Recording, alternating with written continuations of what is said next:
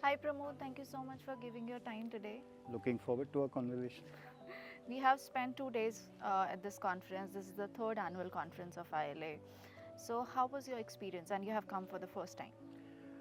Quite interesting. I would say across the different topics, I could find so many points of intersection with the work my team and I do that I have really had a lot of takeaways, is how I can say. And how about visiting Rajasthan and the Jara Fort? The Jara Fort is wonderful. I think the restoration work makes it look amazing. So, indeed, if there's an opportunity, I'd love to come back with my family. Lovely, lovely. So, Pramod, yesterday in your session, you were talking about Municipal Debt Restructuring Forum. So, would you like to throw some light? What role should the proposed forum play in managing distressed municipalities, and how can its effectiveness be ensured? So, one, it is still at an ideation stage. I should qualify that.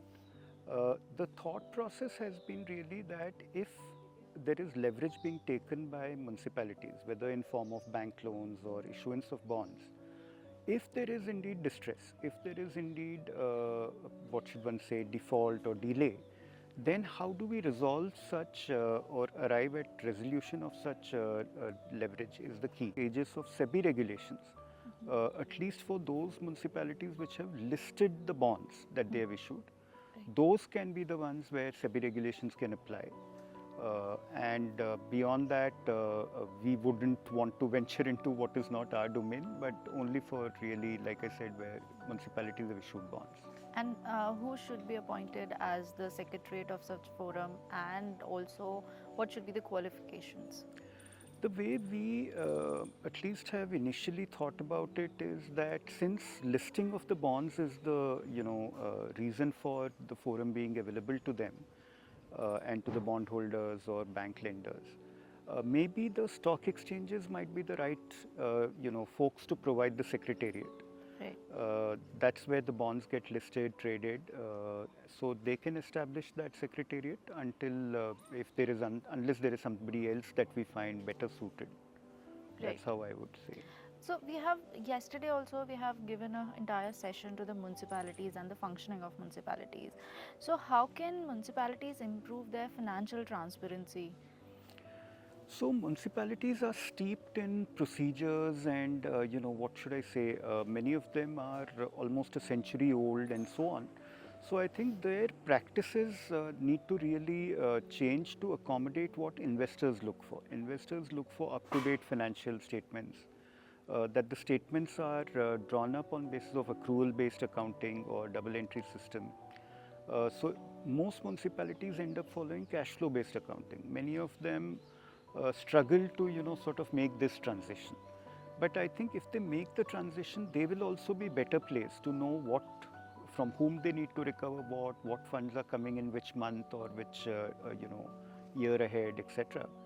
So I think it will be beneficial to them as well, and that's what will lead to transparency that the investors desire. I remember, Pramod, we had this discussion some time back where we were struggling to find the laws, all the notifications issued by municipalities, and we are still struggling to find them. We are thinking, do you think we are thinking or we are expecting a lot from municipalities to be doing this? Because till now they are unable to upload their notification circulars or their laws on the websites also.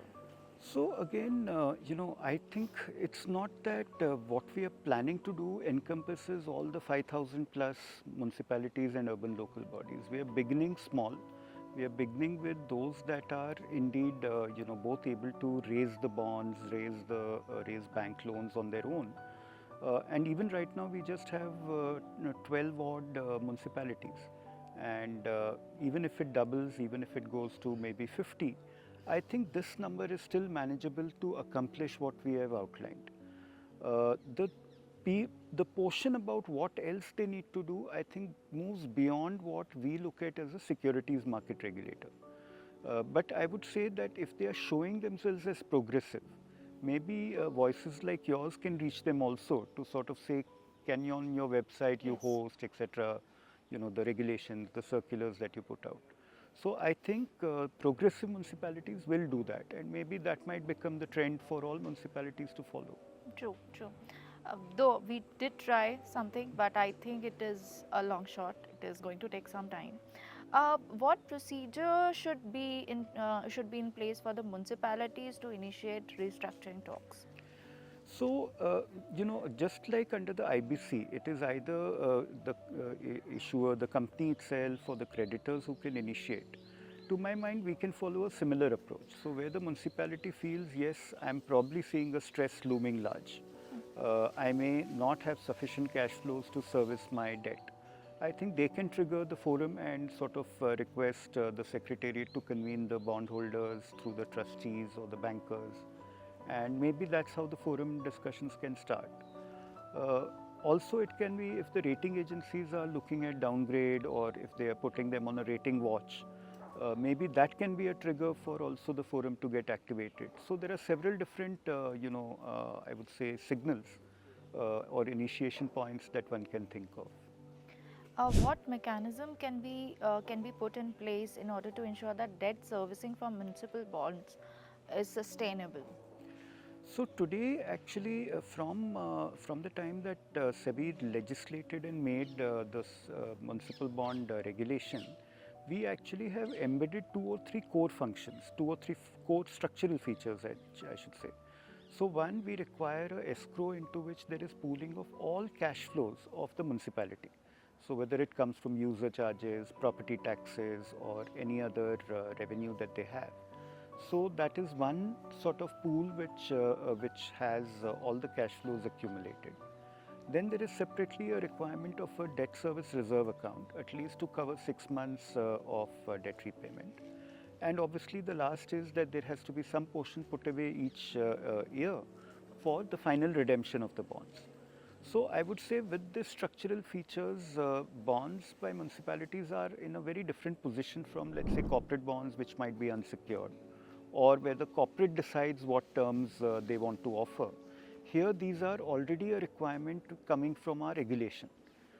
So it makes the journey for the investor far more, I would say, comfortable is how I would put it. Of course, these are bonds. Of course, there is a risk of delay or default. So that I wouldn't want to say doesn't exist. But I think these structural features can certainly give them confidence. Apart from all these, what we have discussed, what is SEBI further planning to strengthen municipal bonds? So we have a working group. We are looking at maybe two or three big ideas to sort of implement, apart from soliciting from municipalities anything else that they think we need to change. The big ones, I would say, are one, we are trying to see that what other end use of bond raising can be. Right now, we require it to be very much a project oriented, meaning a new project or new thing which they are doing being funded out of bond proceeds. So, some of the suggestions which have come to us is, for instance, can refinance of loans or other bonds that the municipality might have issued, can that be a end use also considered? So we are open to the ideas. We are looking at, therefore, expanding the end use as one big category.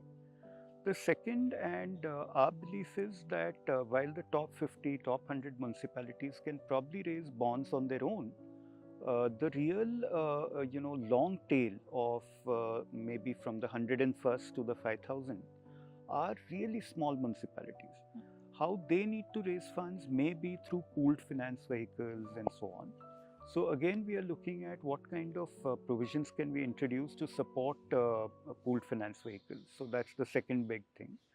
And I would say the third big thing is what was subject of the panel discussion, Right. how the restructuring forum can be done. Right. Thank you so much, Pramod. One last question apart from all this. SEBI has been amending all their regulations time to time. What is the purpose? What they want to achieve? I think there are two big considerations which drive when we think of amending regulations. I think first is that we are being responsive to the business requirements. So there are ease of doing business proposals and so on. So that results in a set of amendments. Second big reason is where we come across people who have, gamed the system, people who have caused investor distress or caused some losses to investors. we then look at, can regulation help prevent these from reoccurring. So I would put it as these two big buckets, investor protection being one, but ease of doing business being the other. Right. Thank you so much, Pramod, for giving your time today. Thank you. It was wonderful having this discussion, and I think a lot of companies have asked me why SEBI is amending so much of, like, every month there is some of the amendment is coming, and all the businesses around are trying to then make their compliance. So maybe I should add one more item. So SEBI regulates as many as 25, 30 different intermediaries. Right. So sometimes the external world tends to see all of it in one brush when we issue consultations, but really it is dealing with 25 or 30 different types of entities will mean that many different proposals or different Understood. thoughts. So Understood. Thank you so much.